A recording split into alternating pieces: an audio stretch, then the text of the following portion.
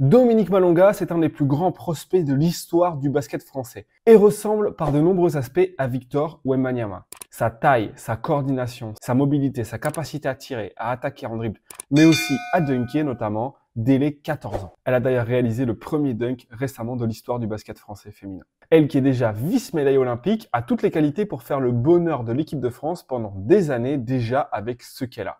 Et sa marge de progression a de quoi donner le vertige. Alors allons voir tout de suite ce que ça donne. Ce que ça donne.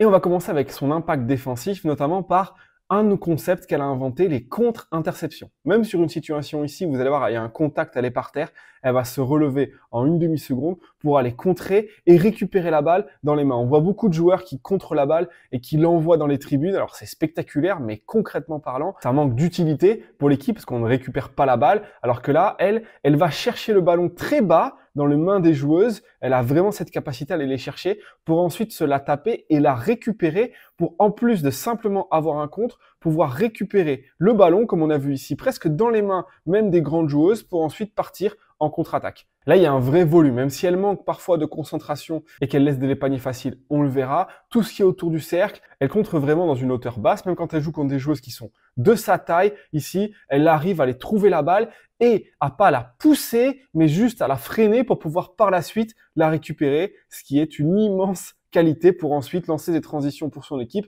et donc rajouter des points faciles. Et elle est beaucoup utilisée dans le système de Johan Cabioche à l'Asvel dans des situations d'écran sans ballon.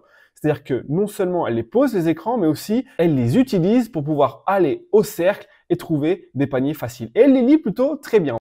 Elle va faire le main à main, s'écarter pour amener sa joueuse vers la gauche, qu'elle ne voit pas l'écran arriver, elle feinte à gauche et vite, elle passe devant, elle utilise bien l'écran, même s'il n'est pas super bien posé, elle prend un temps d'avance, l'aide est en retard et elle coupe avec le bon angle pour aller chercher le ballon proche du cercle et ensuite elle s'en éloigne pour tirer avec la faute. Il y a cette capacité à feinter, à partir au bon moment, à prendre l'écran et à lire où est l'espace libre, s'écarter pour ensuite mettre ses tirs sur un pied qu'on verra tout à l'heure. Elle l'affectionne tout particulièrement, elle est très à l'aise quand elle est en déséquilibre. Et puis quand les équipes ont peur d'être en retard comme ici où ils anticipent, il y a beaucoup de joueuses, même des extérieurs, qui utilisent l'écran quand même. Ici, l'espace, il est sous le cercle, elle est toute seule, donc elle lit très intelligemment, elle ouvre la ligne de passe pour sa coéquipière, elle force la grande à faire tout le tour, elle se montre disponible, elle ouvre l'angle de passe, on voit qu'elle comprend très bien les espaces pour aller chercher le ballon.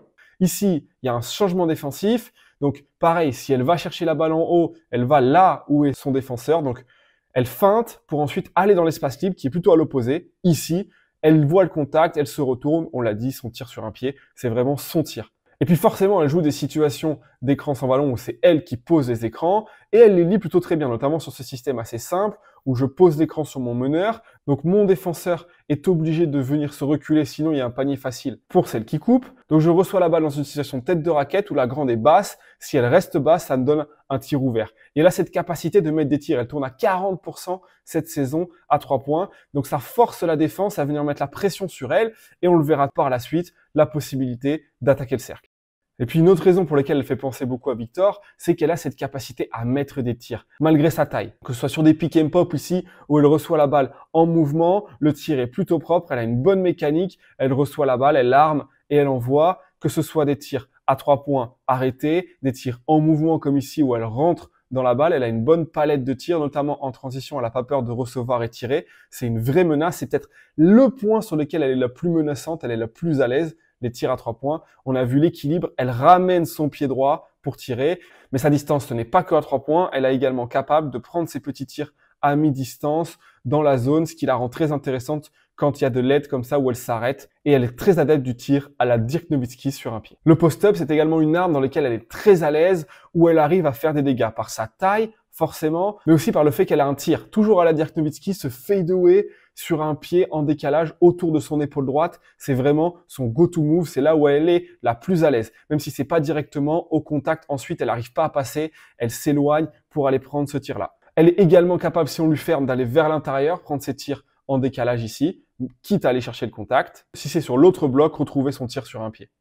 Puis si jamais on l'anticipe vers le milieu, elle est tellement vite que par rapport à ses appuis, elle arrive à vite aller chercher vers la ligne de fond pour ensuite aller finir. Et puis on a vu des signes déjà de capacité à prendre la balle, feinter, attaquer à droite, ralentir, aller chercher à gauche, même si elle est un peu déséquilibrée. Et quand elle est face à quelqu'un qui la pousse, elle est un peu plus en difficulté. Mais quand elle arrive à passer autour, tellement elle a de longs segments, tout est beaucoup plus facile. Elle va chercher les points faciles. Et puis elle est tellement mobile qu'elle est défendue par des postes 5, forcément, qui le sont beaucoup moins qu'elle. Et donc elle est très à l'aise pour prendre la balle en mouvement, feinter le main à main si besoin par ici. Le temps qu'elle parte en dribble, son défenseur ne s'est même pas encore rendu compte qu'elle était déjà partie et elle est en retard. Si jamais on lui enlève le tir qu'on a vu qu'elle était capable de mettre de manière fiable, alors elle attaque. Et elle attaque également dans les bons espaces et dans les bons timings. On voit ici sur un high-low, son défenseur vient, les hanches tournées pour l'envoyer à droite. Donc elle part à gauche, elle a fait tourner les hanches, c'est trop tard. Elle est déjà au cercle le temps que son défenseur vienne la récupérer. Elle sait lire, attaquer à l'opposé de là où vient la balle, ou alors si on anticipe trop, repartir à l'opposé. Elle a un premier pas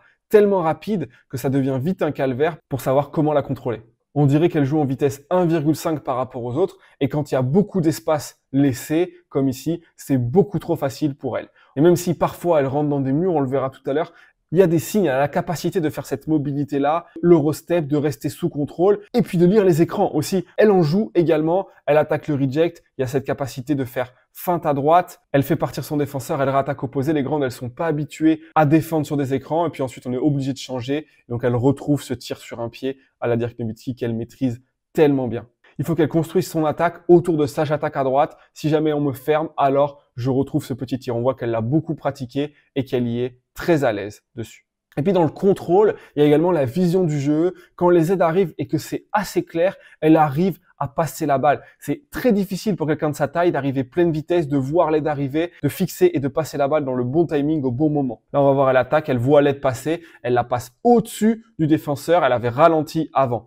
On va voir ici qu'elle rattaque d'où vient la balle, l'aide va arriver tard, elle la voit, elle arrive à passer derrière pour donner des tirs à ses coéquipières. Quitte à faire même des passes, derrière soi, elle voit l'aide qui reste, donc ça veut dire que sa joueuse derrière est libre. Et quand on parle de contrôle, ici elle prend la balle dans le short roll, plutôt que de se jeter parce qu'il y a une aide qui arrive, elle sait que l'aide arrive, elle s'arrête, elle laisse le temps à sa joueuse de venir couper pour jouer le 2 contre 1 à l'opposé, qui vient poser un écran, et donc elle lit la passe.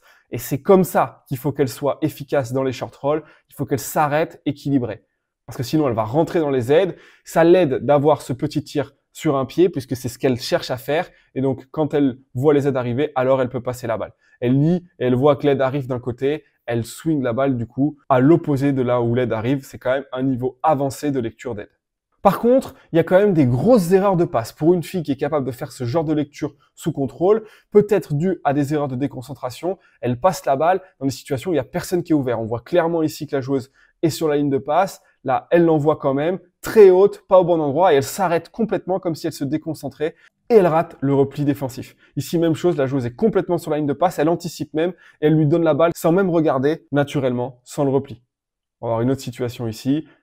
On passe en dessous, la passe elle est à faire une seconde avant, elle la passe trop tard et donc la balle n'arrive pas. Et même parfois sur les montées de balle, elle n'a pas forcément l'habileté, l'agilité, elle n'a pas monté la balle toute sa vie et donc elle n'arrive pas encore à reconnaître à pleine vitesse où passer la balle et comment. Et puis quand on parle de déconcentration, il y a aussi, on l'a vu souvent cette saison, perdre la balle sur la remise en jeu. On le voit dans son body language, elle baisse la tête, elle fait la passe de manière presque automatique, là où il n'y a pas de passe possible. Et elle donne des points faciles à ses adversaires, simplement parce que il y a un manque d'attention nécessaire.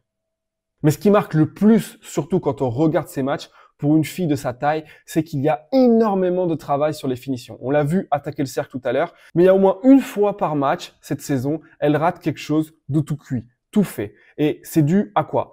Peut-être à un peu de stress, mais il y a vraiment un travail énorme à faire sur les finitions, parce qu'elle a des choses autour du cercle sur lesquelles elle n'est pas équilibrée, elle s'éloigne du cercle, elle subit, même quand il n'y a pas de contact autour, l'aide arrive, elle se fait gêner. On a des situations ici où même si c'est sur la main gauche, il n'y a absolument personne, plutôt que de poser un dribble et d'aller finir de manière équilibrée, elle s'éloigne, elle se fait un tout petit peu toucher au bassin et donc elle n'arrive pas à finir de manière correcte. On voit ici encore une fois, elle est en train de tirer en reculant, elle n'est pas équilibrée, elle rate énormément de choses faciles. toute cuite. Même quand il y a le temps de s'arrêter pour tirer, elle rate énormément de choses. Et même plusieurs fois à la suite. Comme ici, on voit un premier raté, elle prend le rebond puisqu'elle est au-dessus de tout le monde. Il n'y a pas cette capacité à prendre le contact pour aller finir et elle rate. Et elle finit par ne pas convertir une situation dans laquelle elle est complètement toute seule dessous. C'est quand même la base du jeu pour une joueuse de sa grande taille, prendre le rebond, prendre le contact et aller finir sous contrôle, et elle a vraiment du mal à le faire. Et c'est également lié à l'équilibre, mais à la gestion du contact, où dès qu'il y a un petit peu de pression, d'aide, de personnes qui viennent la pousser forte, elle a un peu plus de mal, elle est déséquilibrée surtout. On la voit pas coordonnée, se jeter, et donc dès qu'il y a une joueuse qui fait presque 30 kilos de moins qui la touche, elle perd le ballon, elle l'échappe, elle est moins équilibrée, et quand on a des aides un peu plus fortes, qu'elle a moins de temps pour lire ce qui se passe et qu'elle peut moins passer au-dessus, alors elle est plus en difficulté. Donc on voit qu'elle a encore du travail, elle a tout le bagage autour technique complexe que beaucoup de joueurs intérieurs mettent des années à acquérir. Par contre, les bases du jeu d'équilibre, de gestion du contact et de finition, il lui manque. Et comme elle a tout le reste autour, une fois qu'elle aura maîtrisé ça, elle aura la capacité de devenir, sans l'ombre d'un doute, la meilleure joueuse du monde.